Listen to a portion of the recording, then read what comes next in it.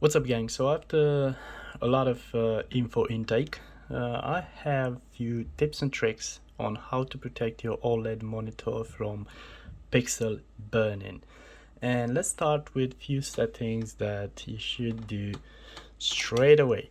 So let's talk a little bit about this overclocking option over here. For me, it's gonna stay all the time off. As you can see on the top right corner, we're using 120 hertz. For me, that's absolutely enough. Between 120 and 138, you ain't gonna see a noticeable change in image crispness or image quality. So this for me is gonna stay off, and I'm telling that previously to this monitor I was using PG42UQ and it just broke after less than 3 years, and I was keeping that monitor all the time in overclock 4K 144 Hertz using HDR most of the time, and I'm telling you it cracked in less than 3 years.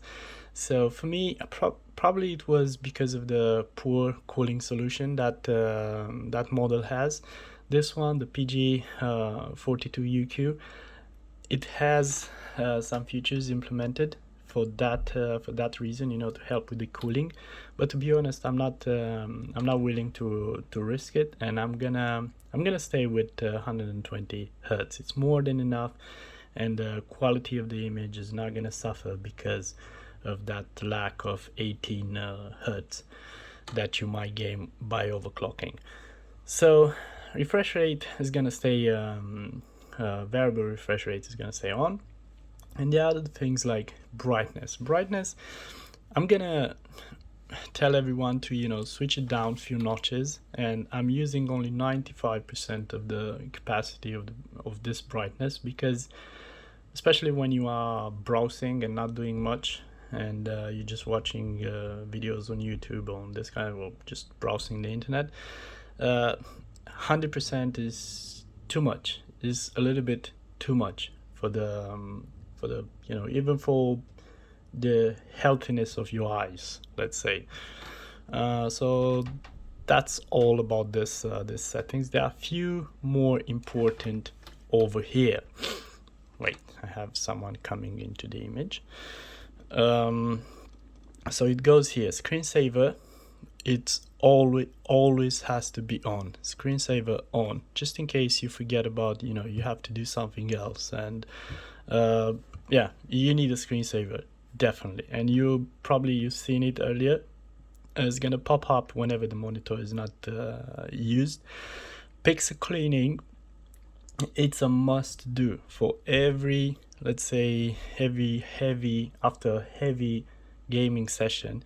Is something you have to do, and we're gonna talk a little bit about how we put our overlays. The gamers are known for, you know, using overlays to measure the FPS, the, you know, the temperatures of the GPU or CPU and frequencies and all that. We're gonna talk about all that and how it affects your screen, and if there is a real danger for pixel burning over there.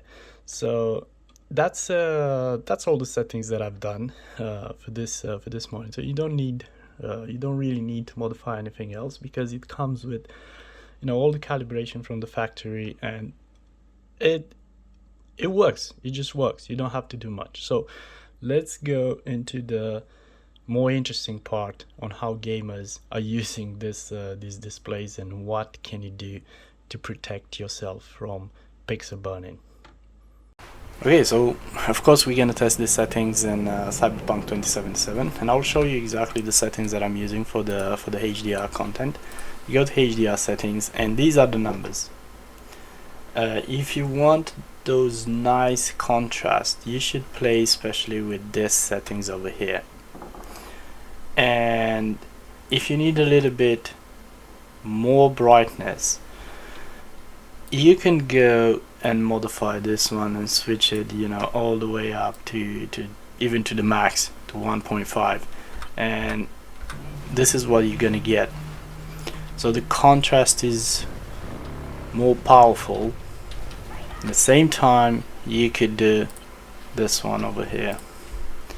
You can lower this one, but I'm telling you, in dark, very dark corners, you might not be able to see what's around you, because the dark becomes even darker. So you get that, you know, perfect black, but in the same time, in a very dark room, you might not be able to see around you. But yeah, the contrast is very strong between these two.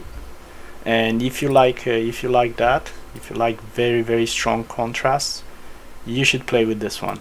The lower you put this one, the stronger is going to be the contrast. Look at this. Look at the kind of black we have in now, especially when you have that very high nits settings in brightness. The contrast between these two are essential for getting those crisp images. Paperwhite, you could switch this one to a little bit more. I made it double already. Let's see the difference. I would say this improves the shadows and kind of brings everything into light. You see those V's, red V's on the left side of the panels, the red ones. Those ones, they become more visible when you're playing with the Paperwhite, and everything like on the ground that gives reflections, especially white reflections, they become more visible in this sort of play with the contrast. So it helps a lot, but there's a downside as well. It kind of pushes all your pixels to the max. I mean, the effort, look at this pitch black streets.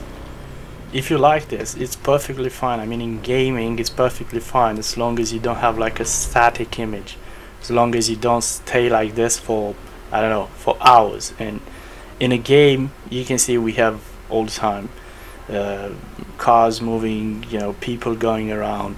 It might not be a problem, but if you, let's say, if you go to a static place somewhere that nothing happens, you don't have a screensaver, you don't have anything, and you go for, I don't know, for a shower, and you stay there for an hour or longer, or I don't know what you're doing in the shower, I'm just giving examples, or you just received a phone call from someone, you have to go outside a little bit, and you just forgot about your, you know, your TV, your monitor, I mean, and it stays there on with that static image. Like in time, nothing's gonna happen that day, but in time, if you're doing this multiple times, maybe it will affect you. For me, this is way too black, and I would not use this kind of settings because it's way too dark. So we're gonna go back, put this one back, switch this one a little bit to 1.3, and this one is gonna go to where it was. For me, these are the perfect settings for HDR content. It's absolutely fine. If I want a little bit more darker, it's very easy to do it. Go back here. These are the settings you should remember. Go lower on this one, just a little bit higher on this one, and there you go. You have those pitch black contrasts, and it's very nice, very crispy image. Now let's talk a little bit the overlay on the top left corner. Now if you have like very long sessions of gaming, and when I'm saying very long sessions is like 6 hours plus every day, then after your every gaming session you have to do that pixel clearing, even if you're not moving your overlay, you know, from time to time. And when I'm saying from time to time, like let's say after 2 hours of gaming with that overlay on the top corner over there, move it to the middle, and I'll show you right now how to do it. So there you go, the overlay is at the middle. 2 hours later, again you can move it down a little bit. The problem is represented by the static image, like that writing over there, Strix 3090, GPU usage, VRAM. The other ones are not a problem, because most of the time the pixels are switching, the numbers are changing, but the static image can represent a problem in time. Now, from all the information that I have and all the things that I've seen on YouTube and the tests that have been made on this kind of OLED TVs, if you don't have a longer session than 6-8 hours of gaming every day, you should not have a problem, even if you are using this kind of overlays and do the pixel cleaning after it. And you have that option that I've showed you in the menu, in the screen menu. So that's the place where you should do the pixel cleaning. And there are people who use this kind of OLED monitors for 6 months in testing, with more than 20 hours a day of watching content and playing games, and they didn't experience any kind of pixel burning. So the technology is not what it used to be like 3 years, 4 years ago, when it was a clear problem, and the companies that are producing these displays were not implementing protection softwares for this kind of problems. Now, if you look at LG and Asus, they are all using something to protect these monitors. So as long as you use them how you should, in a safe mode, and if you're not the type of person who's playing, I don't know, 10 hours a day static imagery games, you should be fine with this kind of displays, and you should not worry about.